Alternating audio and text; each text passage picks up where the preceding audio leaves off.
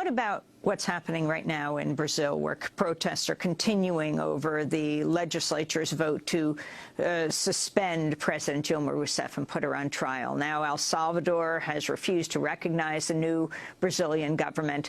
And the Salvadoran president said Rousseff's ouster had, quote, the appearance of a coup d'etat.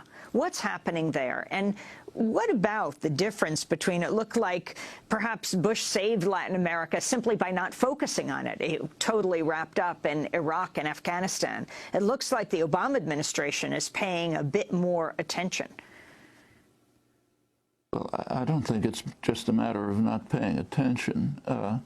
Latin America has, to a significant extent, liberated itself from foreign, meaning mostly U.S. domination, in the past 10 or 15 years. That's a dramatic development in world affairs. It's the first time in 500 years. It's a big change. So the so-called lack of attention is partly the fact that the U.S. is kind of being driven out of the hemisphere, less that it can do. It used to be able to overthrow governments, carry out coups at will, and so on. It tries. There have been three, maybe, depends how you count them, coup attempts this century. One in Venezuela in 2002 succeeded for a couple of days, backed by the U.S., overthrown by popular reaction. A second in Haiti, 2004, succeeded. The U.S. and France, Canada helped, kidnap the president, send him off to Central Africa. It won't permit his party to run elections. That was a successful coup. Honduras, under Obama, there was a military coup, overthrew a reformist president. The United States was almost alone in pretty much legitimizing the coup, you know, claiming that the elections under the coup regime were legitimate. Honduras, always a very poor, repressed society, became a total horror chamber. Huge flow of refugees. We throw them back in the border, back to the violence which we helped create. Paraguay, there was a kind of a semi-coup.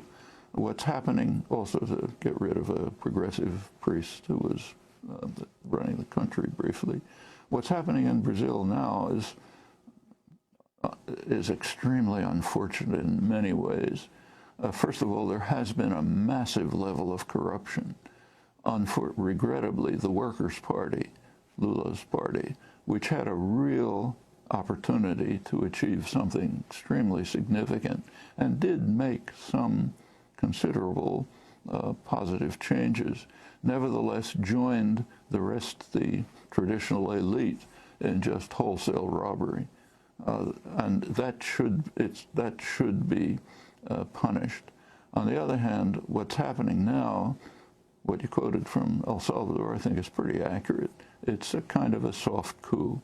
The elite detested the Workers' Party and is using this opportunity to get rid of the party that won the elections. They're not waiting for the elections, which they'd probably lose, but they want to get rid of it, exploiting an economic recession, which is serious, and the massive corruption that's been exposed. But as even the New York Times pointed out, Dilma Rousseff is maybe the one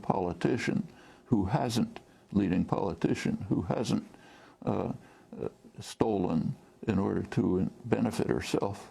She's being charged with manipulations in the budget, which are pretty standard in many countries, taking from one pocket and putting into another. Maybe it's a misdeed of some kind, but certainly doesn't justify impeachment. In fact, we have the one leading politician who hasn't stolen to enrich herself, who's being impeached by a gang of thieves who have done so. That does count as a kind of soft coup. I think that's correct.